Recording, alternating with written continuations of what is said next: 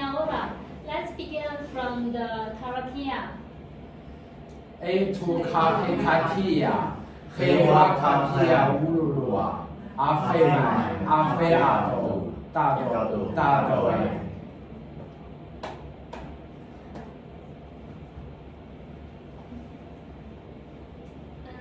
I come from the PPH.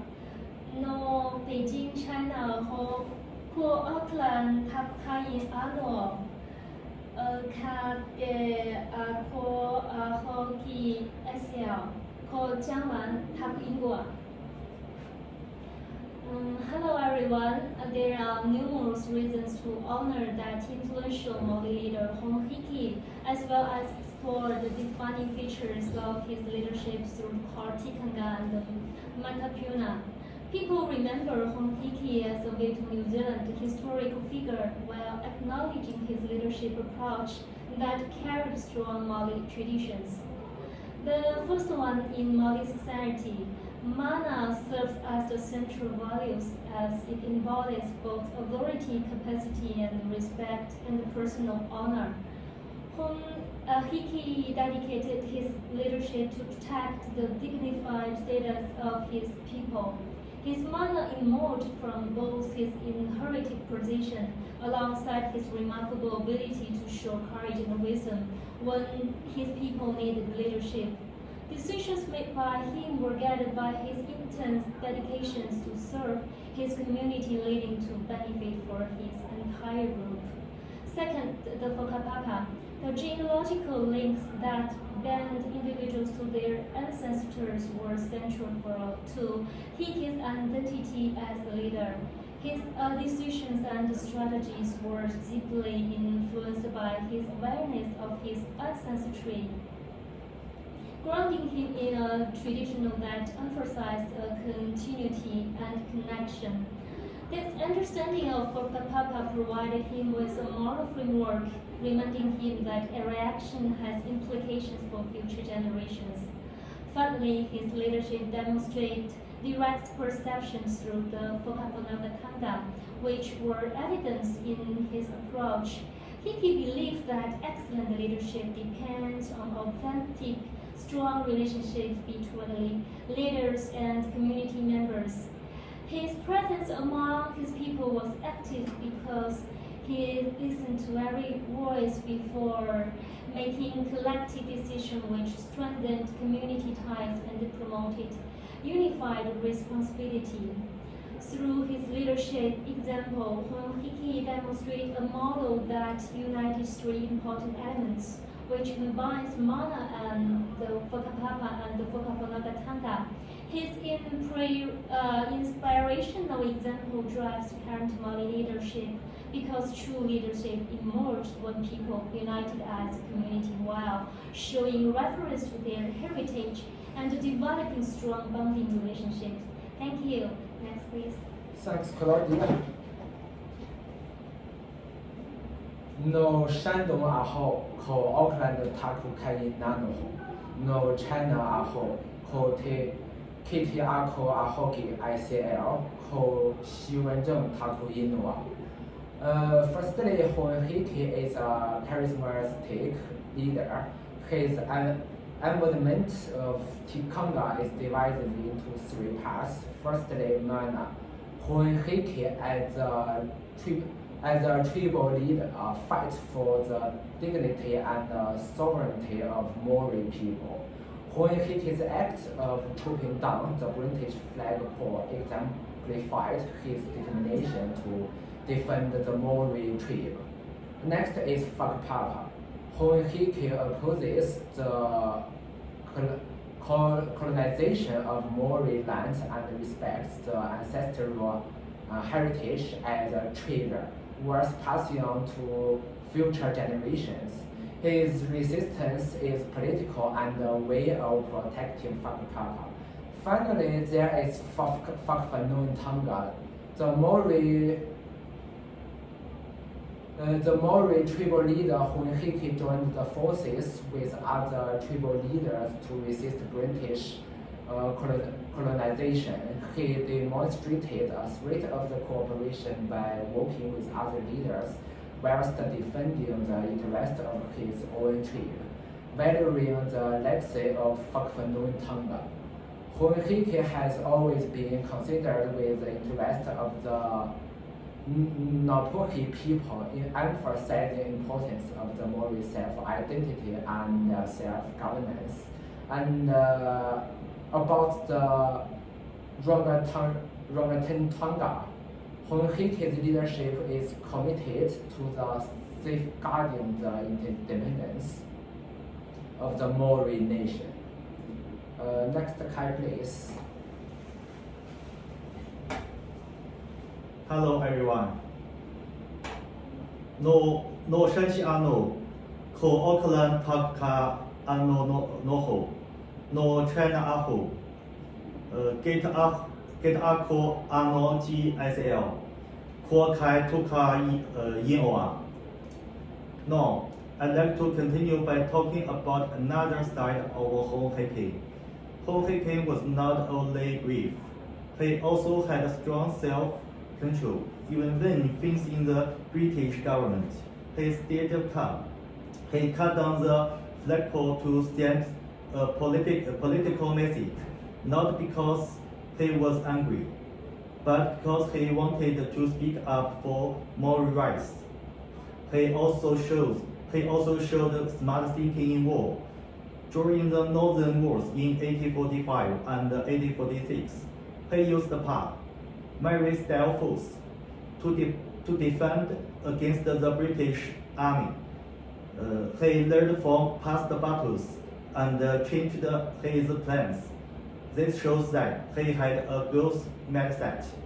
He didn't rush. He was patient and made careful decisions.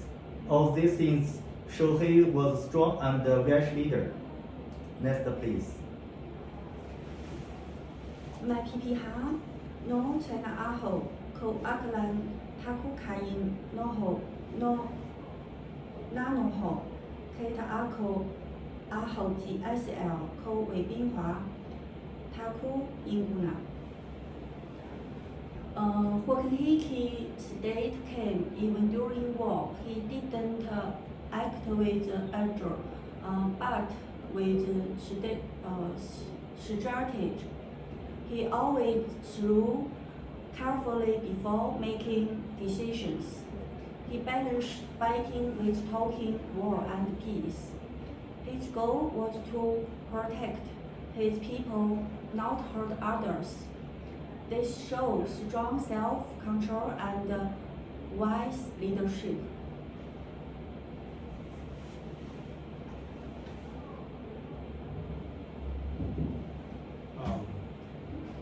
Ko Lin Toku Fanam, Ko Huiping Toku Matua, Ko Panchen Toku Faea, Ko Changhao Toku Inoa. Here are a few ways in which Hiki shows the mastery of working with others. Firstly, Hiki was skilled in forming an alliance with different iwi.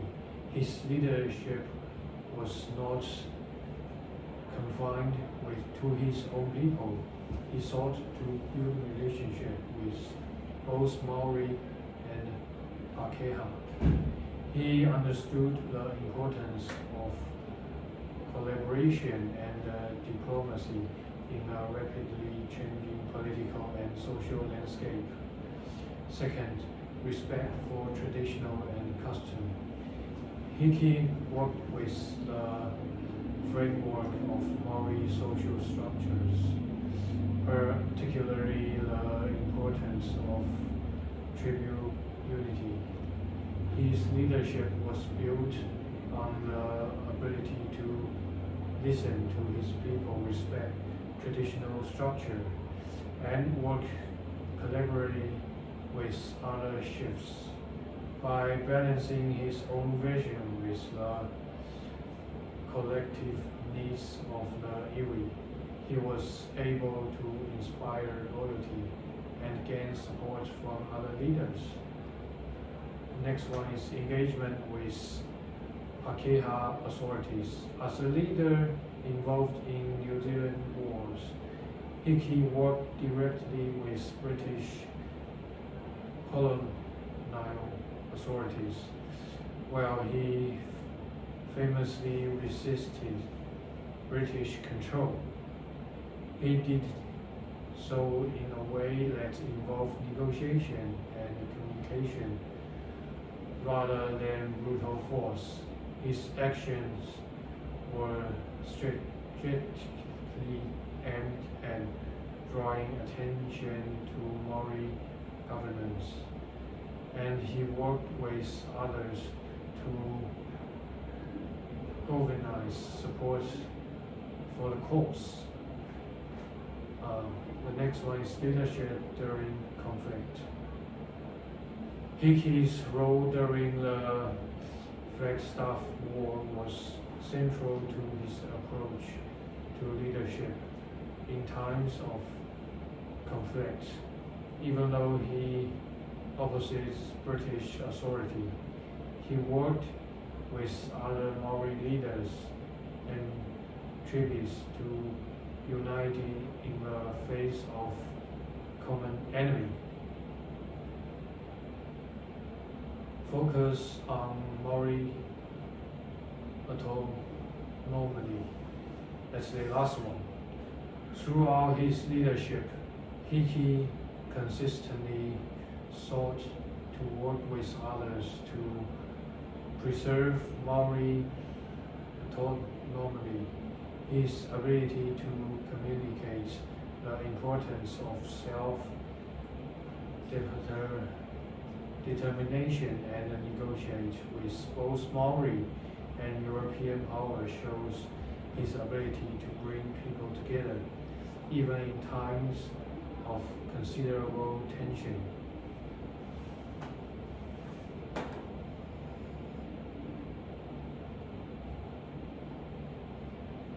Ko Beijing aho, ko Auckland taku kai ano, no China aho, Gato aho, ahogi ICL, ko Zhejiang taku aoe. So my topic is why Hong Hickey significant to Maori. Firstly, Hickey was a leader in Maori resistance. He was the first Maori leader who courageously defied a British colonial rule, setting an example for future movements such as Kingi Tanga, the Maori King movement, and land rights campaigns across generations. Secondly, Hong Hickey was a significant catalyst in Treaty of Waitangi debates. As one of the earliest signatories, he quickly realized the inconsistencies in treaties implementation. By cutting down the British flagpole for 4 times in Kororoka, he symbolically highlights these broken promises. Today, the Waitangi Tribunal continues to address this issue, reflecting the enduring importance of his actions. Moreover, Hong Hickey stands as an arm of Maori cultural identity. His resistance was not merely physical, it represented a border fight for Maori language rights and mana. He embodied resilience, cultural pride, and self-determination, values that Maori communities still cherish today. Finally, Hong Hickey significantly shaped New Zealand's historic trajectory. His characters defines forced colonial authorities to reconsider their approach, indirectly reflecting today's policies on Maori governments and legal recognition. In summary, Hong Hickey was more than a warrior. He was a visionary leader. Those legacy continues to echo through every Maori call for justice, identity, and sovereignty in Aotearoa. Okay, I think we can start from Kentucky. 黑阿哈的两位奥特奥，黑汤嘎塔，黑汤嘎塔，黑汤嘎塔。 Okay, thank you for listening. So actually, we would like to end this presentation with very famous Chinese song named "Tian Mi Mi." Okay, I think we can start.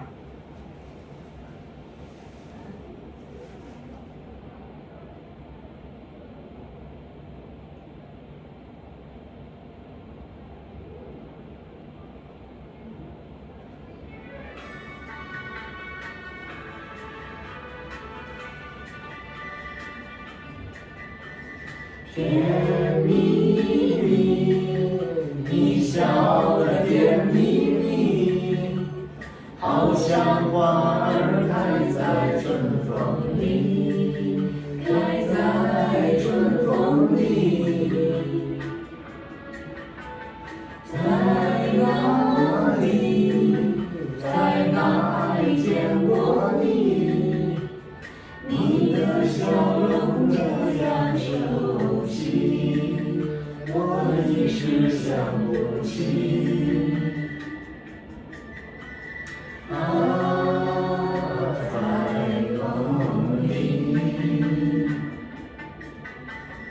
梦里，梦里见过你，甜蜜笑得多甜蜜。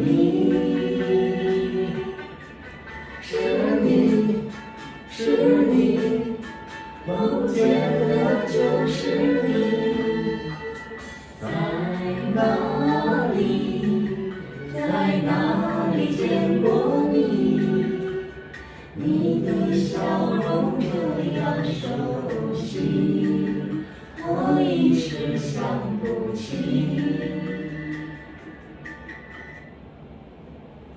Okay, thank you for Thank you listening. for listening. Thank you.